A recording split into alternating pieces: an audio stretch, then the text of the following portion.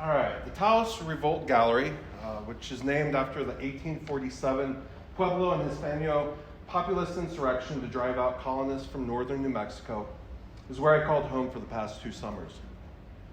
To tell the story of my artist residency, I must start from my first year at Webster University, where I met classmate Stephen McFarland in a foundation art course, Creative Strategies.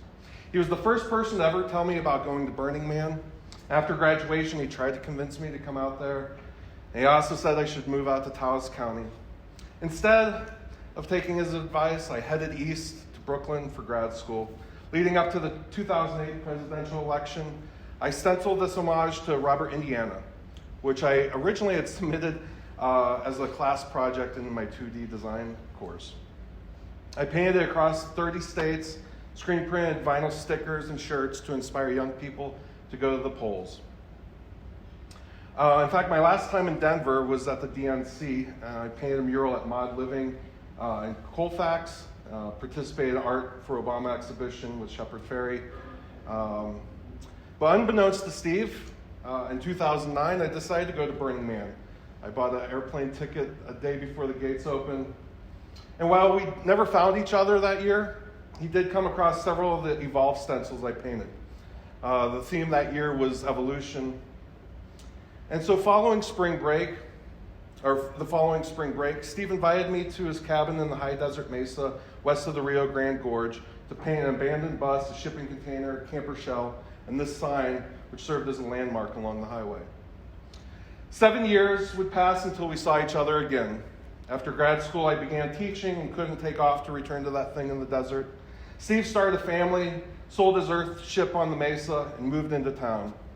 I moved to Kuwait in 2016, where the school year begins in September. And the following year, he opened the Taos Revolt Gallery, a nonprofit underground art gallery. And we reconnected and met in Black Rock City. There he told me about his new venture as a gallerist. He DJ'd and shot Polaroids of his friends while I painted murals, cooked, and served tacos to hundreds of dusty burners. And then we all had big plans in 2020, but of course everything was canceled or postponed. And like most of us here, I quickly scrambled to make drawing tutorial videos from the kitchen table, one of which depicted Taos Pueblo from a photo I had taken during my visit 10 years prior. I shared with my students how I was fascinated with this adobe dwelling village at a very young age and had drawn it dozens of times throughout my childhood. I would later give that drawing to Steve as a thank you gift. And over that summer break, in an act of desperation to save what is little left of our democracy, I revived the Love to Vote project after a 12-year hiatus, painting murals in Wisconsin and Minnesota before returning to Kuwait. I mailed stencils to volunteers nationwide, one of whom was Steve. And he and his kids painted this one outside the gallery, and it was featured in the local newspaper's art magazine, Tempo. Then in 2021, Steve invited me to Taos to be his inaugural artist in residence. That year, he expanded Taos Revolt campus to include a spacious apartment, 4 studios for local artists, and a substantial performance space. We celebrated the reopening of the gallery on the 4th of July with a group exhibition of political art titled WTF USA. So, at the pandemic's start, I was quarantined in my partner's family cabin in northern Minnesota. And we kept warm by making fires using old newspapers saved by her late uncle, Joe, as kindling. I found the Civil War battlefield monument tourism guide among the stacks. For my teaching demos, I subverted them by erasing the statues of Confederate generals with gray-toned Prismacolor pencils. These drawings foreshadowed protests and monument removal following the George Floyd murder in a series I called Reparations Before Statuary. I also showed them along with Black Lives Matter and Liberty and Justice for All stencils. With the new cantilevered phone mount I had purchased to teach online, I began shooting time-lapse videos of my ink and colored pencil drawings, a series that I called Thoughts and Prayers.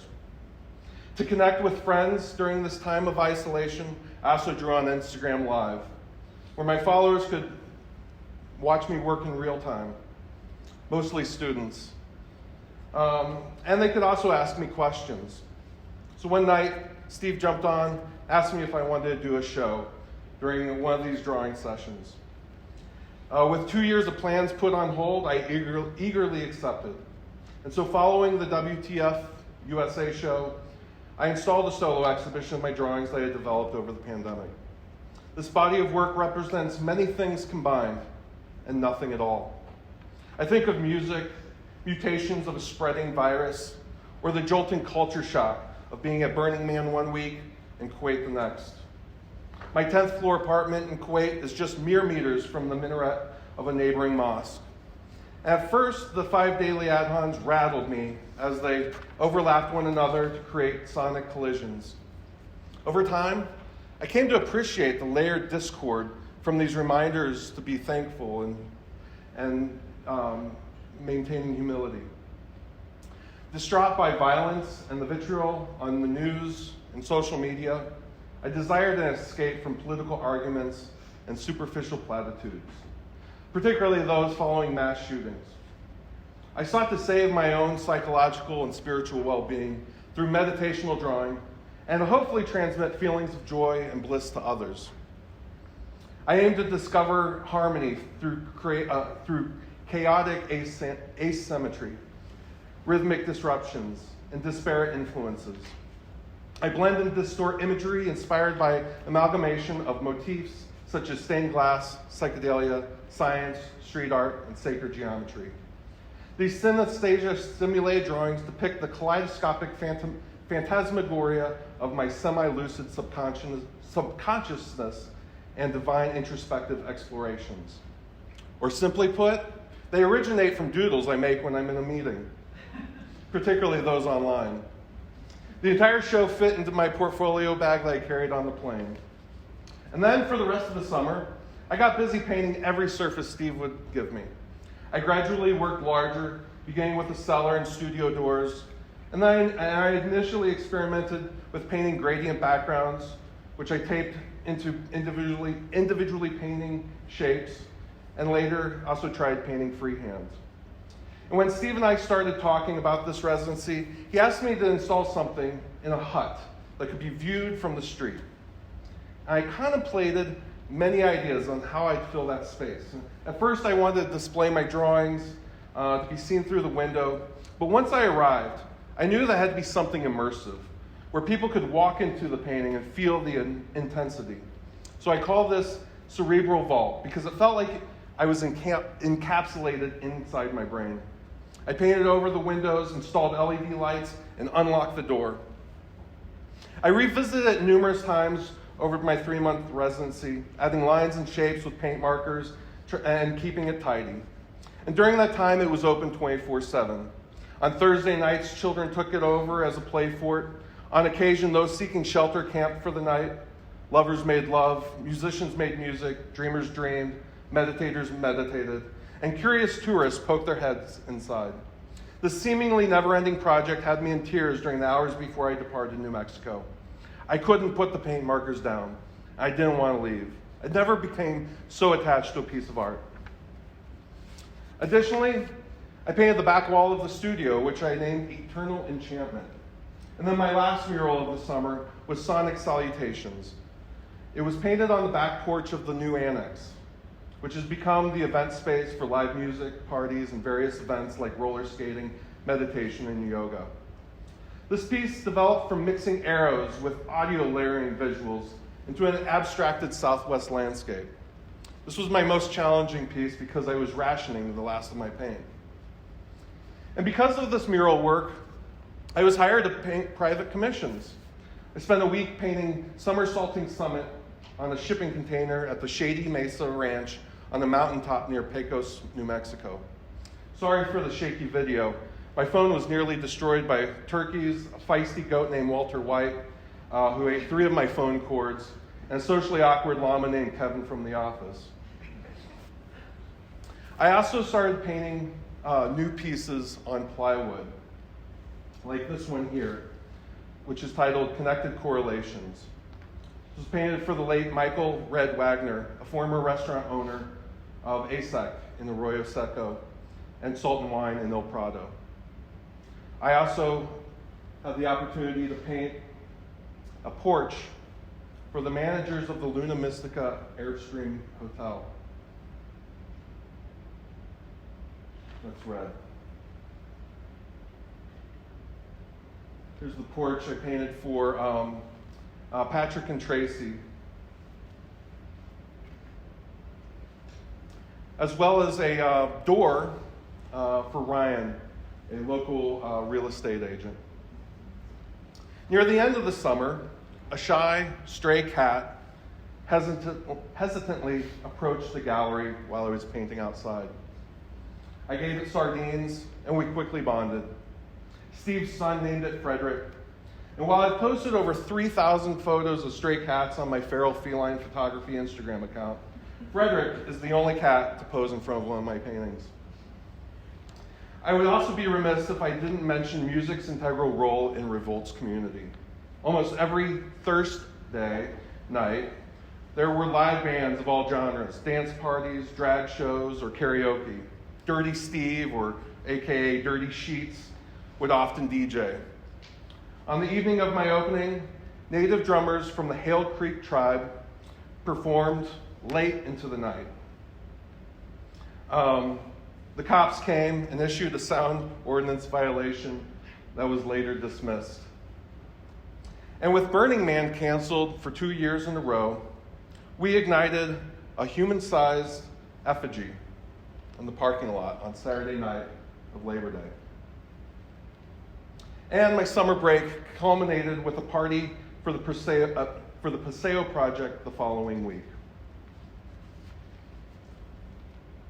9 months later, I returned. And it seemed like the party never stopped. And that's probably because it hadn't. The new annex allowed Steve to host musical guests throughout the entire winter. And several new sculptures around the premises started to appear, including this 5-foot aerosol can that replicated spray painting with an LED illuminated fog machine and built by local graffiti legends Aris and Scripture, known together as Vagrant Heart. And I too quickly returned to painting. By this time, I wanted to paint a mural in public. In the previous summer, I had my eye on these storage containers in the back parking lot of Sid's Food Market. I had met the manager, Josh Cunningham, at the Burn Night event. Josh, or DJ Knizzle, as he goes by, also manages KNCE 93 FM, True Taos Radio, from an Airstream trailer where Dirty Steve DJs a show called Bangers and Bumps. He also is the project manager of BMIR 94 FM, the official Burning Man information radio. So I called the east side of the containers Tangled Up in Taos.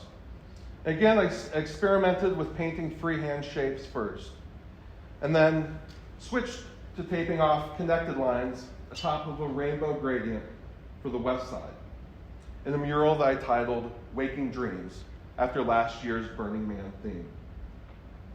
In closing, Taos Revolt Gallery reflects New Mexico's unique and evolving cultural landscape through growing local talent alongside several international artists like myself, who all share Steve's vision.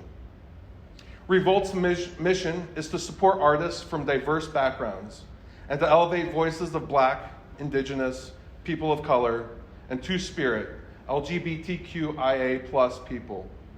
He seeks to build equality through a robust creative community based on radical inclusion.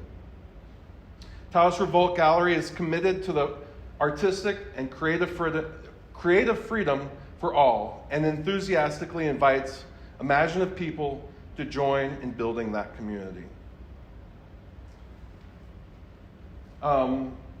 So these containers were granted to me by, I mentioned Josh Cunningham, and he would also, I'll show you in just a bit, give me a container out at Burning Man to paint as well on the radio station. And I mentioned that there was a lot of new art coming out to Revolt Gallery in the past year. including Christian Risto's The Fledgling, which was on the playa in 2014. Also last summer, Paseo Project had an artist, Chica, do an augmented reality sculpture in front of a fence. I'll show you just here in a second. Right here. And that fence became my last project of the summer. For this fence, I stocked up heavily on paint, and I collaborated with Jisk 27, a multi-talented graffiti artist, graphic designer, carpenter, skateboarder, and snowboarder who grew up in Taos. And there's his graffiti alongside mine. But for this piece, or section of the wall, which we call Day and Night, I painted a geometrical sky with sun and moon. And then he added the flowing southwestern landscape and chicken. Probably the most relaxing, rewarding, and visually harmonious collaboration I've ever experienced. Around the corner, I also painted this next section on my own. And after this conference, I will be returning to Revolt to paint a newly installed section. While I'm there, I'll also be recording an artist talk and interview with the recently formed Taos Abstract Artists Collective, which included me in their inaugural exhibition in September. Steve and I concluded the summer by returning to Burning Man, our first time ever camping together. And with DJ Knizzle's blessing, I painted this production studio container at BMIR, the walls at First Camp, and Center Camp's Paintlandia. Thank you.